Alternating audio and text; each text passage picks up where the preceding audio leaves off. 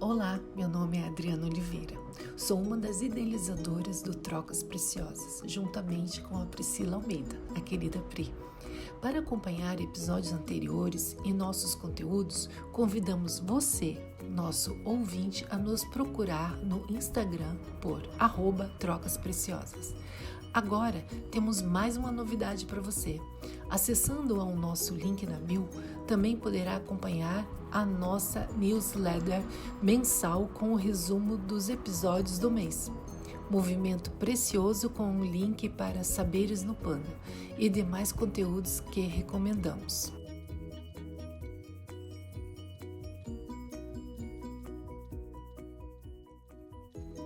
O nosso episódio de hoje aborda o tema Infâncias e Educação. A nossa convidada especial é a Aline Leite. A Aline se considera uma jardineira de infâncias e, ao falar sobre isso, seu olhar transborda de alegria. Contou-nos que desde aos 8 anos percebeu-se como uma criança muito curiosa da humanidade e infâncias. Ao falar de si, ela diz: "Hoje estou Aline, temporariamente humana. Sou mãe de 3, professora infantil, educadora de futuros, empresária e escritora.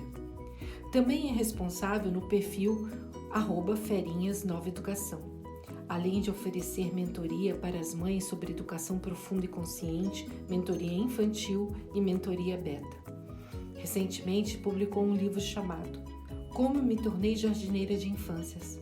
Para adquiri-lo, você pode acessar o link na bio da Aline, @souAlineLeite, bem como terá acesso aos demais conteúdos. Neste episódio, a Aline traz a lente da neurociência e estudos pessoais que ela vem se apoiando, tanto na sua prática enquanto mãe e enquanto profissional. Compartilhou reflexões pessoais sobre maternidade, educação e infâncias. Aspiramos que você desfrute de mais um episódio realizado com muito carinho.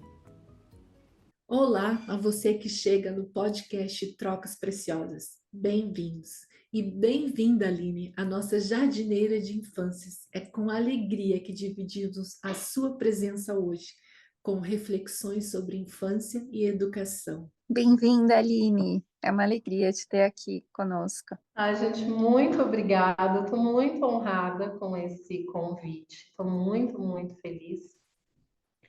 Eu acho que vai ser um bate-papo aí muito importante, muito interessante. Eu estou, de fato, muito feliz, muito honrada de estar aqui com vocês. Que bom. E a gente mais feliz ainda por você estar junto com a gente nesse encontro. Queria te perguntar algo que a gente observou no seu Instagram e que você escreveu lá. Educação profunda e expansiva. Para os dias atuais, onde o tema educação está em pauta e discutida amplamente, como você definiria uma educação profunda e expansiva? Eu adoro essa pergunta. Olha só, quando a gente pensa, né, como é que está o nível de atenção das pessoas? Hoje a gente tem vídeos, né, de 15 segundos.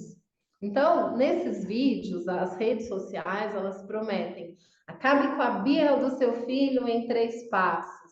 Use essa ferramenta e tenha crianças obedientes, crianças que te obedecem, que te respeitam. E a gente tem uma sensação de ter um fast food da educação. É tudo rápido, pronto, é só eu pegar e comer. Mas assim como uma alimentação fast food, uma educação fast food, ela não se torna profunda o suficiente, porque essa atenção de 15 segundos, ela pode funcionar para marketing, ela pode funcionar para vendas, mas ela não funciona para desenvolvimento humano, ainda mais se tratando de infância, porque a infância é o chão que a gente vai caminhar por toda a nossa vida. Então, quando eu falo de educação profunda, é que a gente não consegue educar seres humanos complexos, num mundo complexo e ambíguo, com passos de 15 segundos, com dicas em 3 passos. Então, é profundo, é expansivo, que se trata de infância, ainda mais que nós somos muito desatualizados do que é a infância. Eu li recentemente uma frase de Rudolf Steiner. Eu achei assim, ela mexeu muito comigo. Se a criança é capaz de se entregar por inteiro ao mundo e ao seu redor em sua brincadeira, então em sua vida adulta será capaz de se dedicar com confiança, força e serviço do mundo, a serviço do mundo. Eu achei muito bonito isso. Que lindo. Aline, no seu Instagram também você dividiu algumas reflexões que nos tocaram bastante. Quando você escreveu assim, eu acredito. E aí você colocou 4 chamadas, assim, educar é transbordar quem se é, precisamos desenvolver um repertório do ser, a infância é base de futuros saudáveis, mães são a fortaleza do mundo. E aí a gente queria assim que você comentasse um pouco mais sobre essas reflexões, como que você chegou até elas, como que você vem testando enquanto mãe, profissional, observadora e jardineira de infâncias.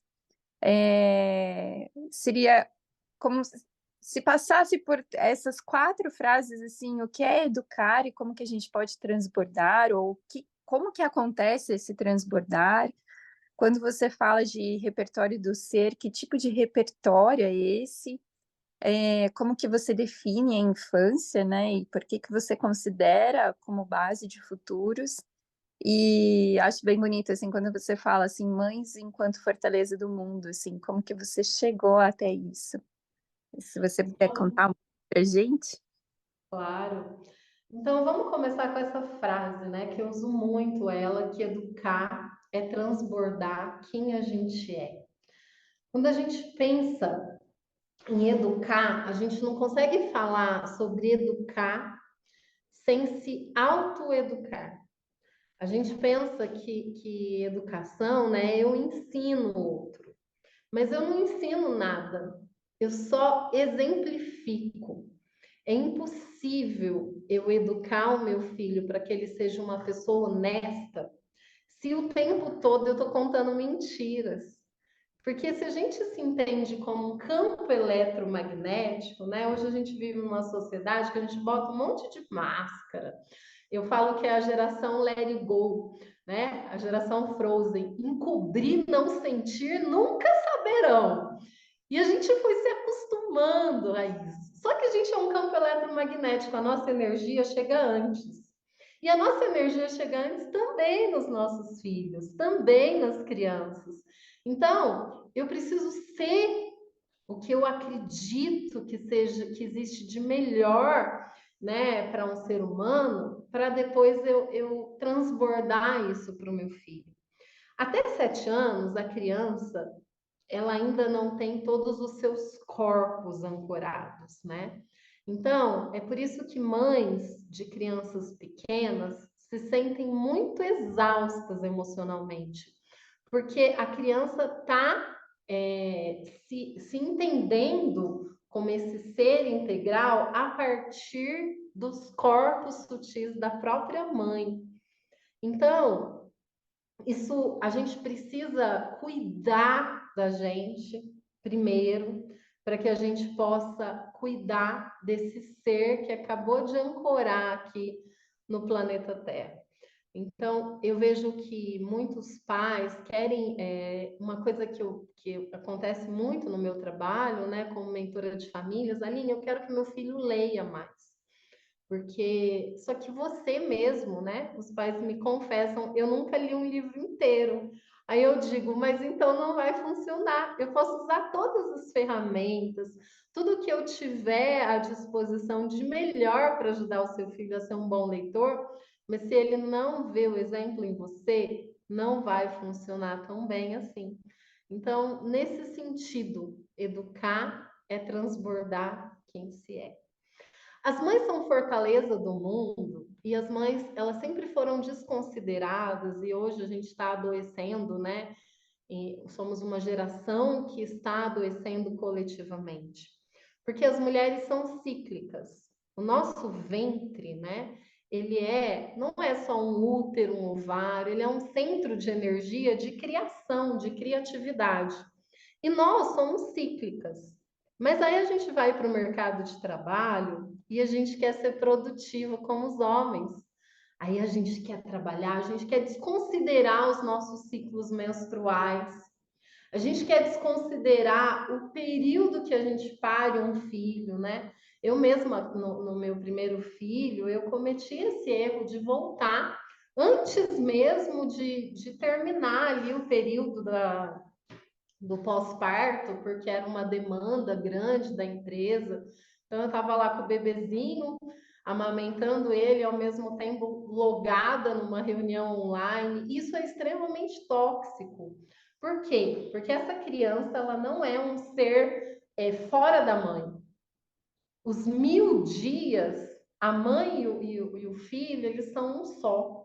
Eles estão extremamente conectados. Não tem mais o cordão umbilical, mas energeticamente eles estão conectados. E a gente desconsiderou isso, né? E aí a gente está tratando aí transtornos emocionais, tanto nos adultos como nas crianças. As mães, elas precisam voltar a ter essa fortaleza. Tem um livro que eu gosto muito, que é o Mulheres Correm com Lobos, que ele fala desse resgate do feminino, né? E a gente foi perdendo ele e adoecendo. Então, quando as mães entenderem e quando a nossa sociedade entender o papel da maternidade, ao invés de dizer, puxa, mas uma mãe que acabou de ter um filho aqui na empresa, essa criança talvez fique doente, né? Ela vai precisar faltar. E a gente tem um outro olhar do quão potente nós somos quando nos tornamos mães. Isso não é uma fraqueza, isso é uma potência. Quando o mundo se voltar a olhar para isso da forma potente que é, a gente vai realmente conseguir ter uma sociedade mais equilibrada, né? As mães, eu gosto de uma frase da Dani Junco que diz assim: nós somos 50% da população e mãe dos outros 50%. Então, é isso, né? As mães são muito potentes e às vezes a gente não se enxerga assim porque falta essa consciência. Outra coisa que eu falo é do repertório do ser, né? O que é repertório do ser? A gente está muito acostumado nas redes sociais, com esse mundo tão rápido, onde tudo é filtro. Então, se eu não estou bem, eu coloco um filtro no Instagram e aí eu tampo as minhas olheiras. Eu posso até simular cirurgia facial através dos filtros, que tem sido uma coisa interessante, né? A gente vê a pessoa no Instagram e depois encontra na rua e fala, nossa, que diferença! E as pessoas não estão mais se reconhecendo. Então, um mundo que a gente consegue colocar muita máscara, colocar filtros, né? E a gente se apega ao ter, qual é o carro que eu tenho, qual o tamanho da minha casa, qual a viagem para a Europa que eu vou fazer, que eu vou postar, a gente está ficando vazio de ser. Porque no fim das contas, a gente não consegue ser realmente, verdadeiramente, profundamente feliz se a gente não ser.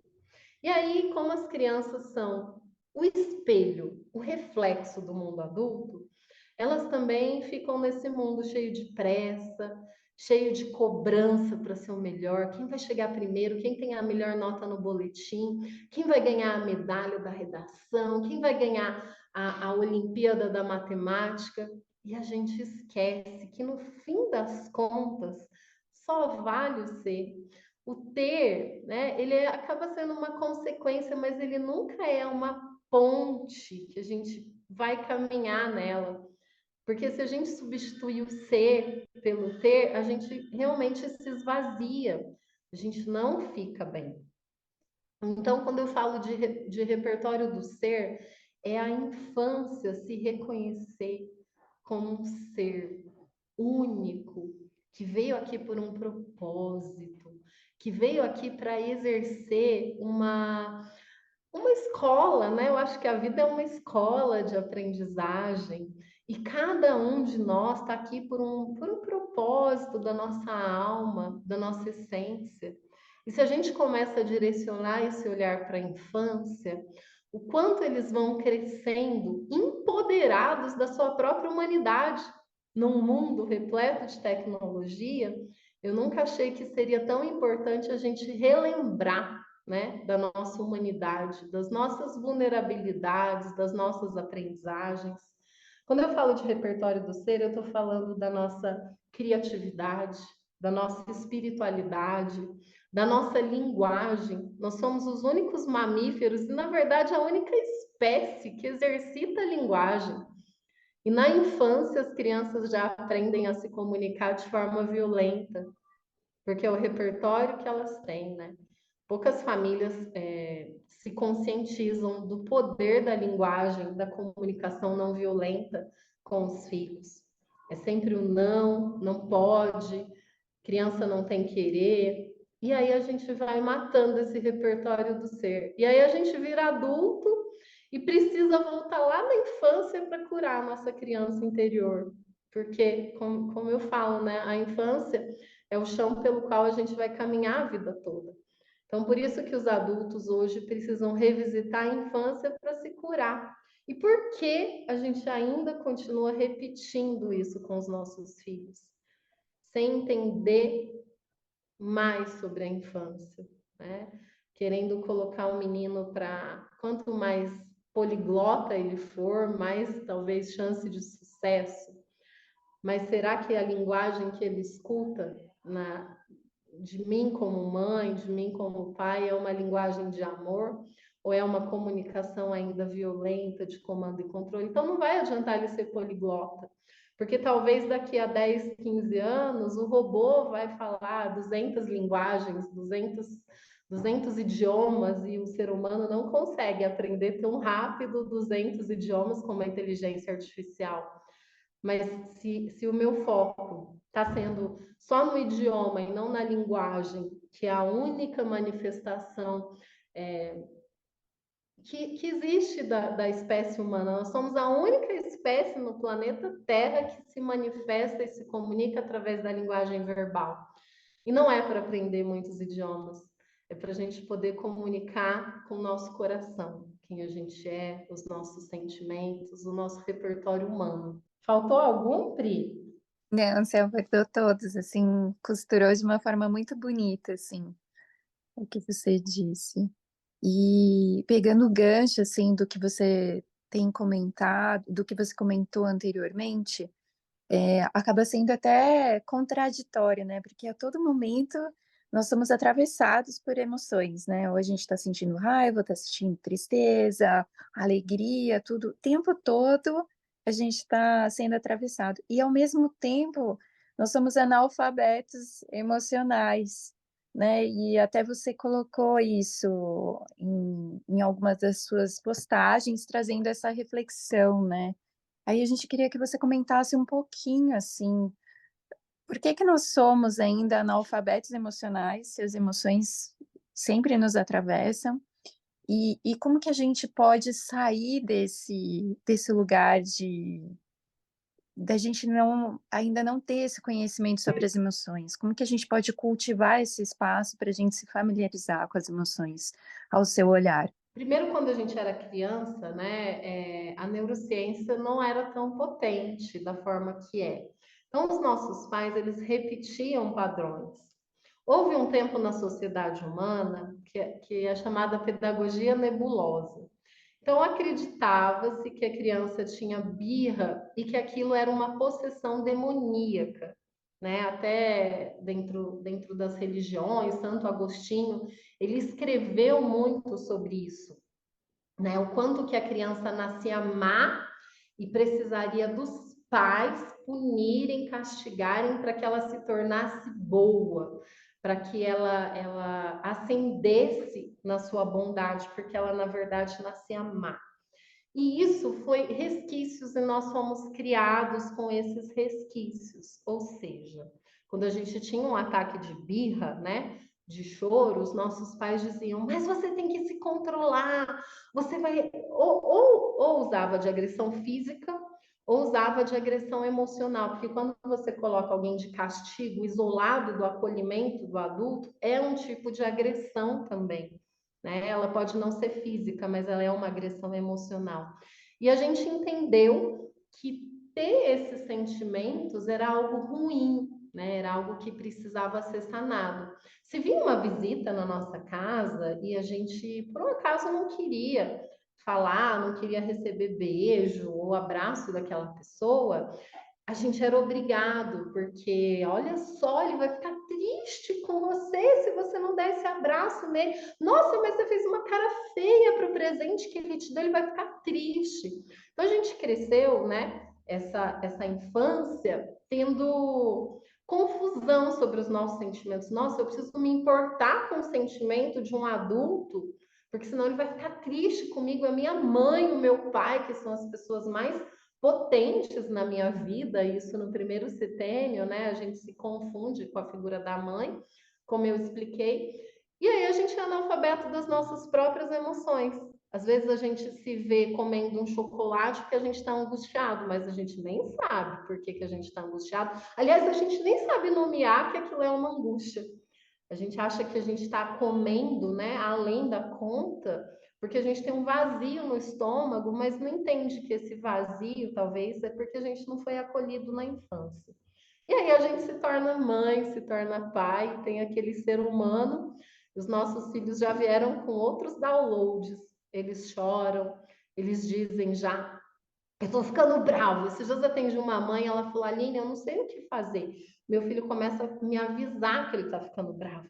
Eu tô ficando bravo, eu vou ficar bravo. Eu falei: que coisa linda.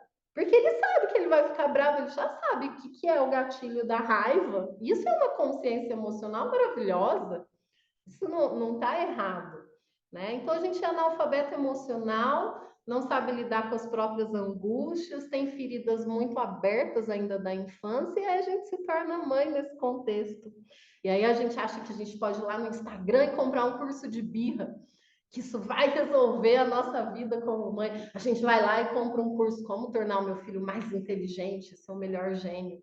E na verdade está tudo dentro da gente. A gente que tem que olhar para essas feridas e aprender a acolher e ser respeitoso com os nossos filhos. Essa educação da pedagogia nebulosa fez com que a gente achasse que criança tem que respeitar o adulto. Mas se a criança não é respeitada, ela não vai respeitar também, porque mais uma vez a criança aprende pelo exemplo, não é pelo que a gente fala, é só por quem a gente é. Se eu não respeito o meu filho, se eu nem mesmo sei me respeitar, ele não vai aprender a ser respeitoso. Talvez ele aprenda a ser obediente. E pessoas obedientes não têm, elas não têm iniciativa, elas ficam só esperando ordens. Aí a gente vai para o mercado de trabalho, a gente se torna líder e a gente reclama. Fala: olha só, fulano não tem iniciativa, precisa ficar lá esperando chegar o meu e-mail para fazer o que ele sabe que tem que fazer, mas por quê? Que a pessoa não tem iniciativa? Porque lá na infância ela foi ensinada a obedecer. Pessoas obedientes não se tornam líderes de si mesmas. Nós estamos no mundo precisando de respostas inéditas, e a gente só consegue dar respostas inéditas se a gente tiver o espírito da liderança. E a gente só constrói o espírito da liderança na infância, quando a gente entende que a gente, como ser humano, é respeitado. O cérebro da criança ele é extremamente imaturo. Ele, neurologicamente, até 3 anos, a criança não tem o terceiro cérebro, né? Que o Paul McKenna, que mapeou o cérebro trino, se eu não me engano, e a gente só vai ter esse terceiro cérebro a partir de 3 anos. Então, a criança de 2 anos, né, que a gente chama de uma forma bem errada, os terríveis 2 anos, é por um desconhecimento da infância. Não tem terríveis 2 anos. Ela tem um cérebro completamente maturo. Quem tem que dar maturidade e segurança emocional para ela é o adulto. Mas a gente se perde, porque a gente fica assim: eu preciso que meu filho me obedeça, me respeite. Ele não vai conseguir, porque ele está tendo uma manifestação corpórea de algo que está dentro dele, ele não sabe como lidar. É fisiológico, é cérebro, entende? E a gente chama de birra e acha que a criança está desafiando, está manipulando a gente por um total desconhecimento de como é que nós, seres humanos, funcionamos, né? A gente às vezes entende mais do computador, de das tecnologias do que do ser humaninho que está ali do nosso lado. E aí, se ele está ali pedindo a nossa atenção, nossa, essa criança está ficando manipuladora, está ficando mimada. Ela não tem um cérebro maduro. Ela precisa de você. É você que vai dar esse chão para ela. Então, é você que precisa se abaixar, acolher essa sua criancinha interior, porque hoje nós somos os pais que damos aos nossos filhos algo que a gente nunca teve, isso é dificílimo, isso envolve autoconhecimento, isso envolve humildade, né? Para olhar e falar, nossa, essa raiva que eu estou sentindo do meu filho, essa frustração que eu estou sentindo, é porque eu não tive esse acolhimento na minha infância, é a minha criança interna aqui que está gritando. Então, eu sou o adulto, eu já tenho um cérebro maduro, eu vou acolher a minha criança e, ao mesmo tempo, eu vou acolher o meu filho, entendendo que alguns processos são meus. A criança que cresce respeitada, amada, né? E aí eu quero falar um pouquinho também de amor, sabe? A gente amou de uma forma equivocada. A gente foi amado de uma forma equivocada. Então, eu te amo, Aline, se você tirar 10 em matemática. Puxa, mas não tirei 10 em matemática, eu tirei 6.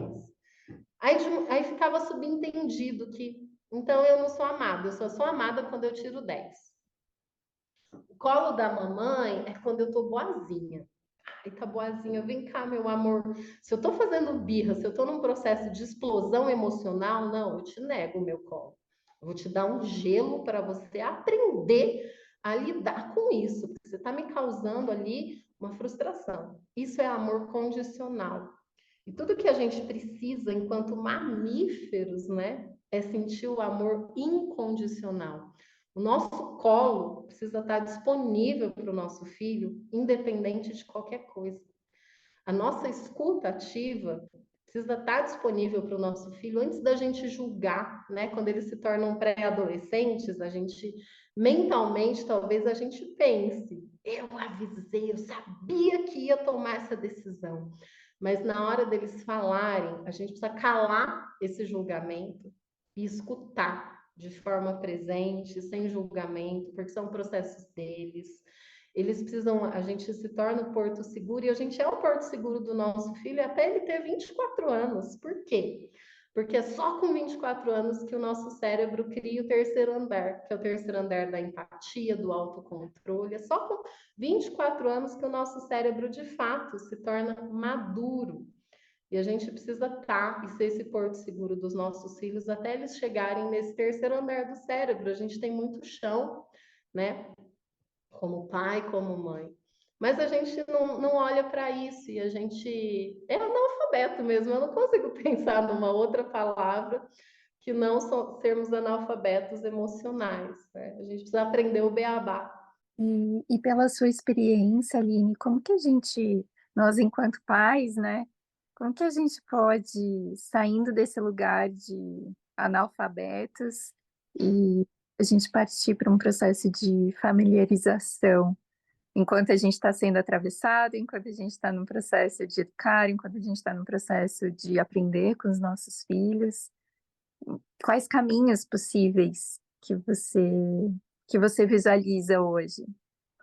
Primeiro caminho da humildade, porque a gente só resolve estudar e aprofundar em alguma coisa quando a gente humildemente entende que a gente não sabe. Então, não sei de desenvolvimento humano, não sei sobre o meu próprio desenvolvimento, então eu vou me aprofundar. O caminho do autoconhecimento é sempre o melhor caminho, né? Ele é a resposta de quase todas as perguntas. Quem eu sou? Qual é o meu temperamento? Qual é a minha linguagem do amor? Quais são meus traumas de infância que eu preciso ressignificar? Não tem como pular. E eu gosto de brincar que a gente está nesse processo, mas mesmo assim, os boletos estão chegando, a gente está nessa fase adulta, os nossos pais estão adoecendo, né? Então, estão se tornando idosos e precisam mais da gente. E ao mesmo tempo, a gente tem os filhos, tem os boletos, tem as contas para pagar. Então, é tudo isso junto e misturado. Então, não é um conto de fadas a vida do adulto, mas é possível. Quando a gente olha muito mais para dentro do que para fora, comparando, ai, mas olha só, Eu tô vendo no Instagram aquela mãe que tá na academia e a casa dela tá sempre, ela mostra a casa impecável, ela cozinha e ela tá sempre linda, de luzes no cabelo. Gente, é tudo mentira, porque não é assim a vida real, sabe? Então, quando a gente para de se comparar, de ficar se comparando na rede social, a gente olha para dentro e faz aquela faxina, né? E percebe, olha, isso da minha infância foi muito legal. Isso eu acho que eu posso usar com meu filho. Nossa, isso da minha infância foi bem ruim. Como que eu posso ressignificar? E a gente ressignifica as coisas não só na parte intelectual. Nós também fomos uma geração que a gente se intelectualizou muito, né? Então, quantos livros você lê, quantos cursos você faz, você está fazendo a faculdade, já está fazendo a pós-graduação. Nós somos essa geração, né?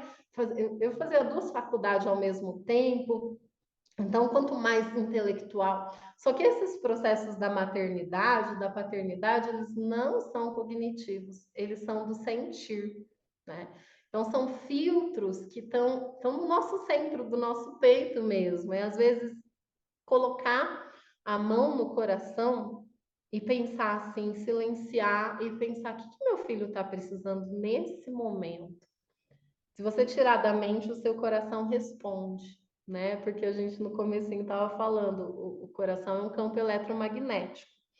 E a gente esquece de usar o coração porque a gente foi ensinado a usar o cérebro, né? Tá tudo sempre na mente. A gente esquece até que a gente tem corpo. Tem dia que a sensação que eu tenho, eu preciso botar meu pé na grama para lembrar que eu tenho um pé, porque é tanto perrengue, tá tudo aqui no cognitivo. Então, é descer um pouquinho para o coração, é trazer esses processos para o sentir, né? Entender também, faz parte. Quem é meu filho? Qual o temperamento dele? Temperamentos é uma coisa que precisava ser ensinado na escola, né? Na pedagogia Waldorf, as crianças aprendem isso bem pequenininhos.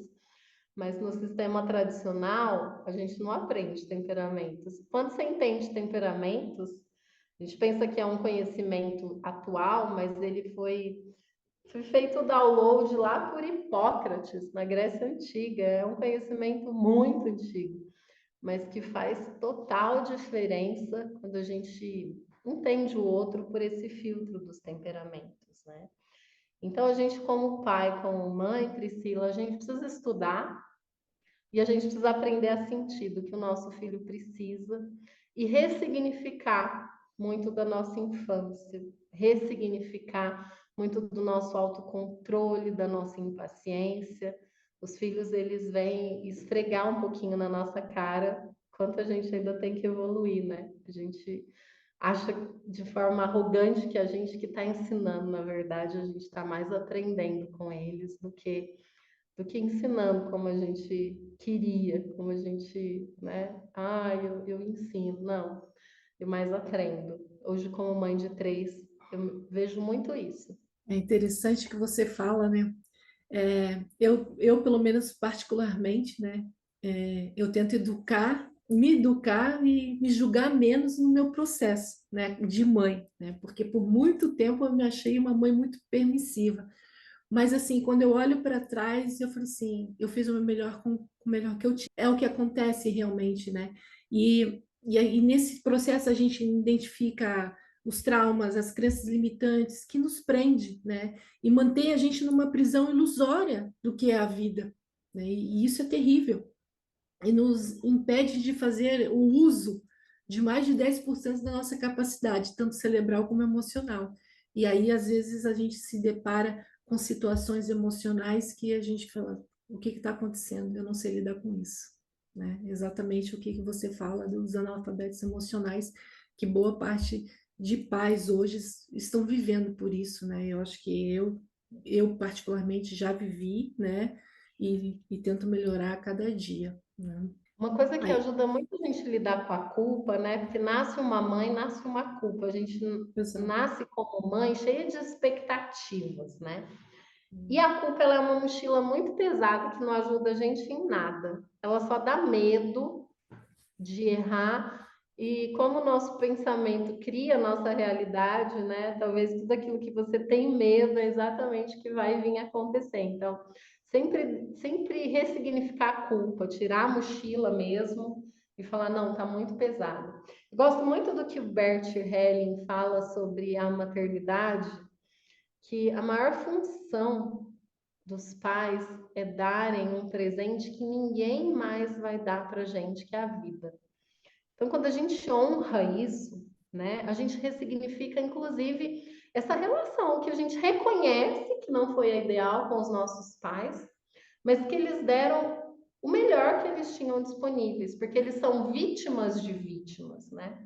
O processo educativo dos nossos bisavós, né? Os nossos bisavós levavam palmatória na escola. Se errassem lá, né, o professor tinha o direito, reconhecido constitucionalmente, de dar uma reguada por um desconhecimento, né? O trabalho todo, a Montessori fala que está nas nossas mãos, né? Na antroposofia é o fazer. Então, os nossos bisavós apanhavam nas mãos. O que eles entregaram como vítimas para os nossos avós? Mais violência. Então, os nossos pais deram o melhor que eles podiam e nos deram um presente que nunca mais ninguém vai dar, que é a própria vida. Então, reconhecer que os nossos filhos, a gente deu para os nossos filhos a vida, também já tira essa culpa, né? Se eu tenho um filho de 15 anos e eu tive que ressignificar a relação com a primeira infância, porque, embora eu já fosse educadora, né, já fosse professora há muito tempo, quando ele nasceu eu me senti completamente perdida. E eu me vi reproduzindo tudo aquilo que eu olhava na minha infância e falava assim, não, eu nunca vou bater no meu filho. Mas quando ele fez 2 anos, ele apanhou. E aí eu tive que esperar ele crescer para tomar consciência, de eu perceber na fala dele, ele olhar e falar, nossa, mas o Luca... E aí a gente foi um processo bem bonito de perdoar mesmo, né? E é isso, a culpa a gente deu para os nossos filhos aquilo que o nosso nível de consciência permitia. A partir do momento que você abre o seu nível de consciência, você não consegue mais retomar. Eu não consigo mais retomar com o Luca a mãe que eu fui do Levi.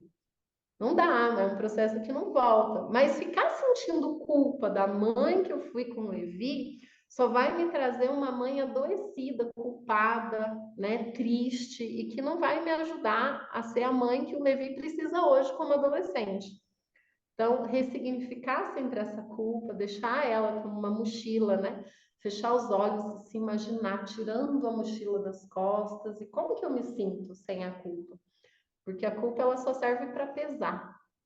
E quanto mais a gente vai tendo esse processo de consciência, mais a gente tem chão, porque se o Levi tem 15 anos, eu ainda tenho 9 anos para transbordar quem eu sou hoje com ele. É chão, é bastante tempo, né? Quase uma década, eu ainda tenho bastante chão para ajudar a construir esse cérebro maduro que ele vai precisar. É o que eu tento fazer hoje com a minha mais nova, é exatamente isso, né? Tentar não trazer a culpa do primeiro, do segundo, do terceiro e tentar fazer com que ela voe, né? E sem muitos traumas. Agora eu queria te perguntar, já que nós estamos falando sobre educação e também futuros, né? Como que vai ser uma educação para o futuro? Recentemente você fez uma pergunta que a gente parou aqui, eu e a Pri paramos para pensar e a gente fala pouco sobre isso, mas isso está tão forte nos dias atuais que é importante a gente falar sobre as tecnologias humanas.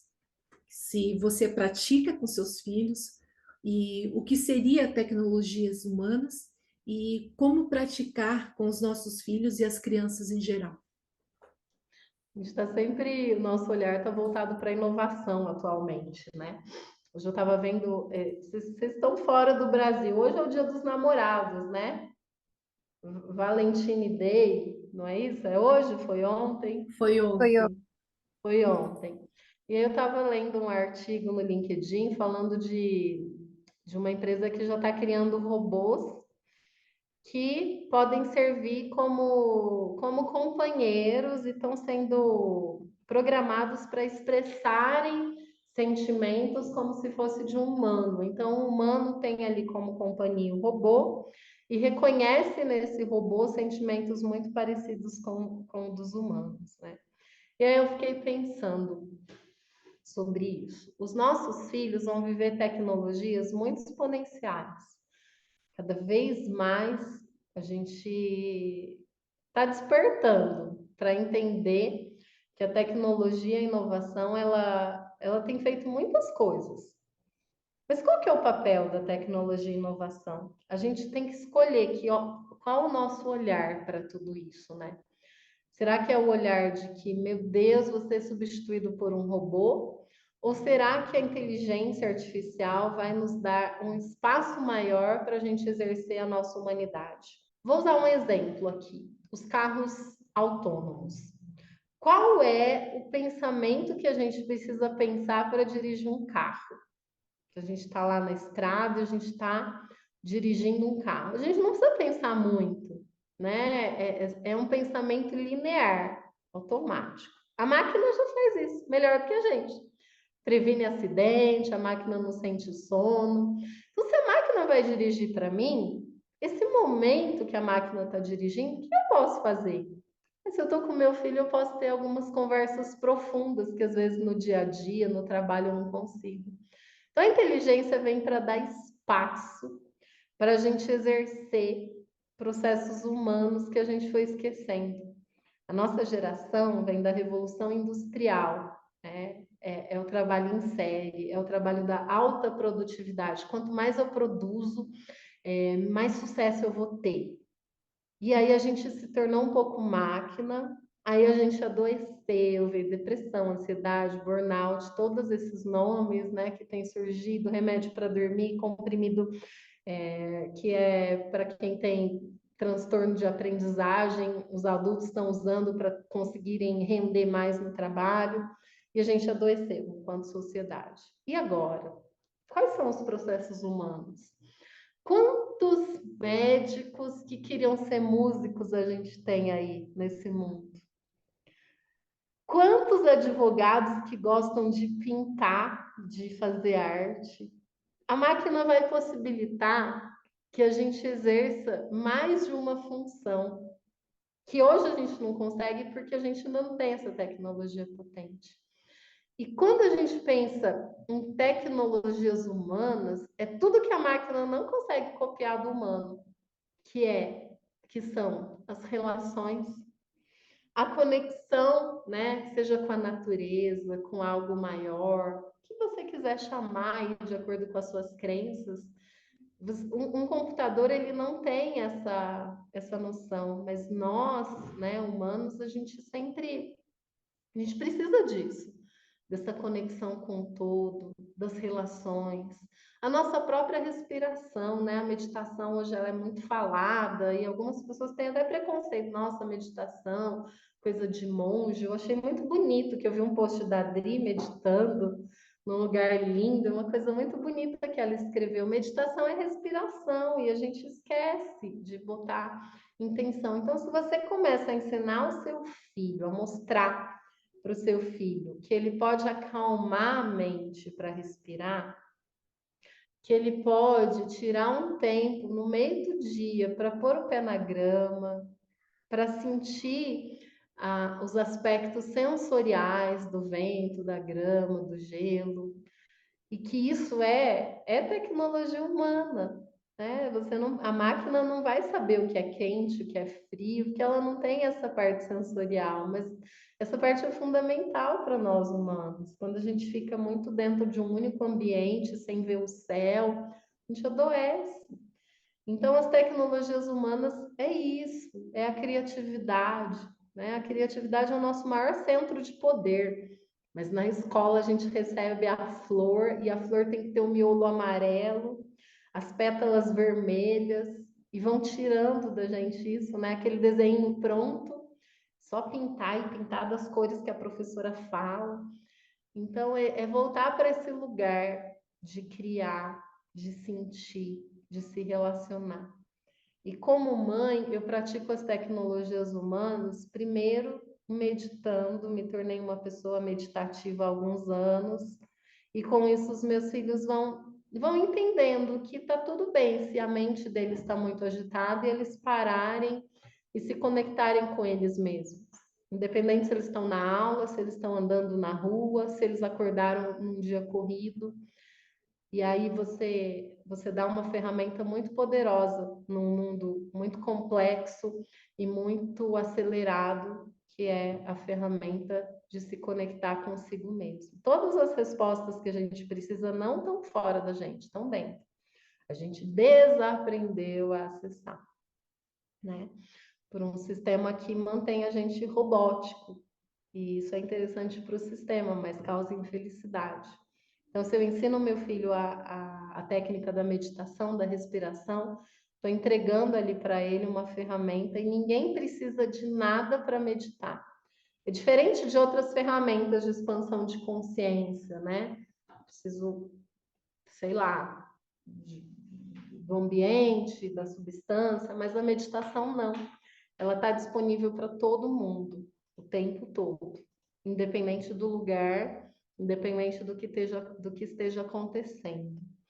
Essa é uma tecnologia humana potente, porque aí a gente acessa a intuição, acessa o coração. Então, essa é uma tecnologia que eu pratico. A tecnologia da criatividade também, do permitir, né? Eu tenho um pequeno aqui em casa de 4 anos, e qual é o problema quando ele tinha 3 anos, que ele ainda era bem pequenininho e não entendia muitas coisas, e ele descobriu uma caneta e ele desenhou na parede. Qual o problema real de desenhar na parede da casa? Eu posso comprar uma tinta e pintar depois?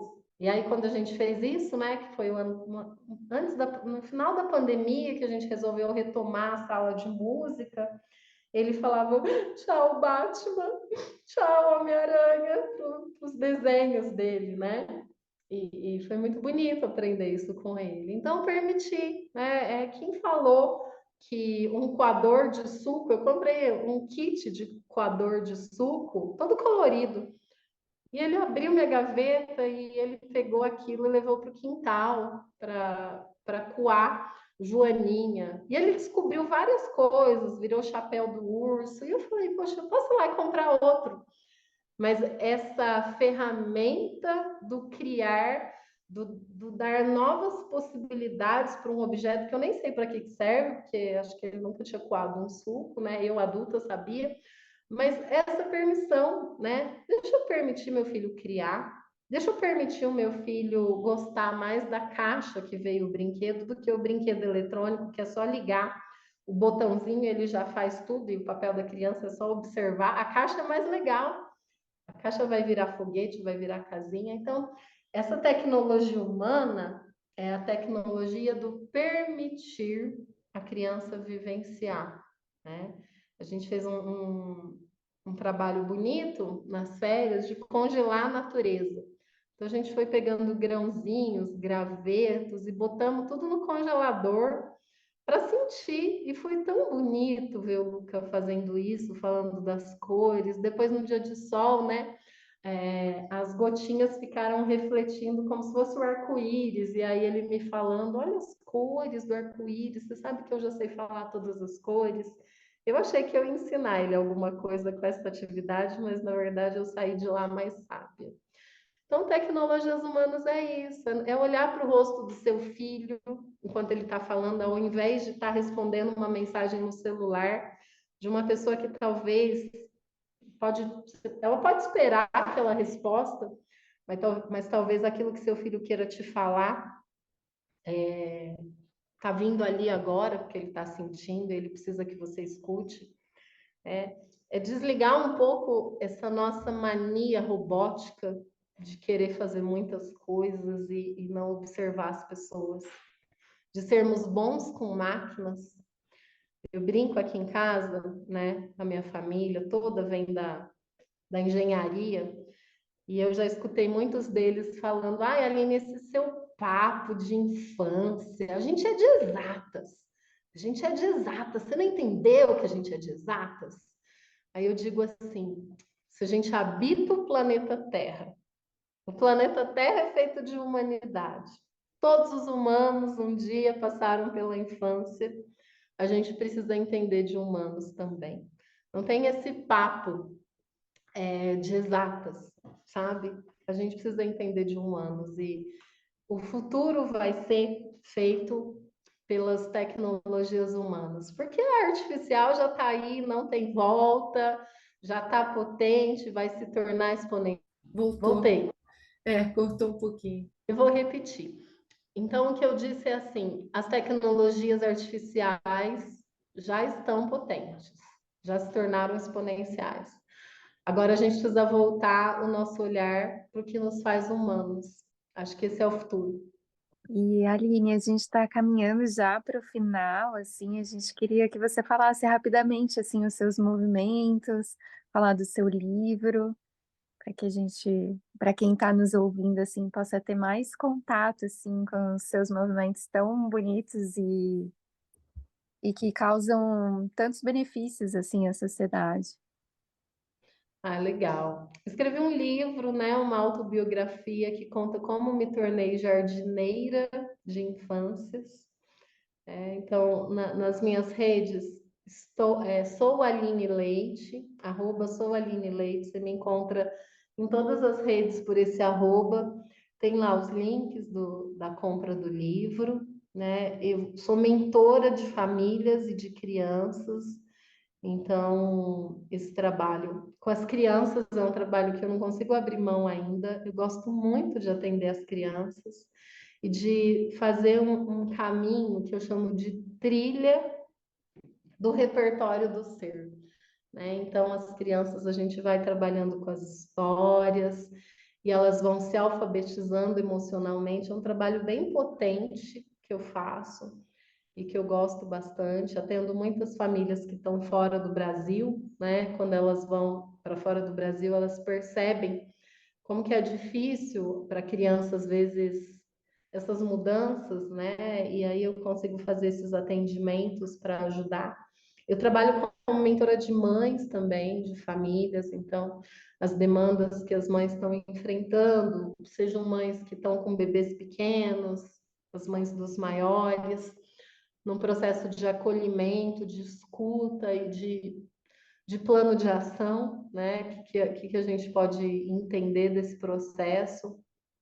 Sou mentora e a gente tem uma plataforma que se chama Acervo Aline Leite, e nessa plataforma também a gente tem cursos e trilhas para pais. A gente vai abrir a segunda turma novamente. Acredito que final de março, começo de abril, a gente abra de novo o acervo. E eu estou também no YouTube. Eu gosto professora de alma, né? Eu falo que eu sou uma professora de alma. Eu não consigo aprender nada sem ensinar. Parece que é uma coisa maior do que eu mesma. Às vezes, domingo, tá todo mundo tirando cochilo, me dá uns 5 minutos, eu venho gravar uma coisa que eu vi, enfim. Então, eu estou no YouTube também, como Acervo Aline Leite. Então, todas essas redes, eu sou muito acessível. Se tiver alguma coisa que eu possa ajudar, eu estou sempre à disposição. Eu acho que educação é uma missão, um propósito. E eu descobri isso muito cedo. Então, para mim, é sempre um prazer ir trazendo esse nível de consciência para as pessoas. Eu acho que eu vou terminar com uma frase de um ecossistema que a gente gosta muito, que é o Voicer. Eu acho que essa frase cabe aqui. Desenvolver pessoas é tão importante quanto desenvolver tecnologias. Obrigada, Aline, de coração. Te ouvir é maravilhoso. Obrigada, Aline. Ah, gente, eu que agradeço. Foi lindo. Beijo. Gratidão.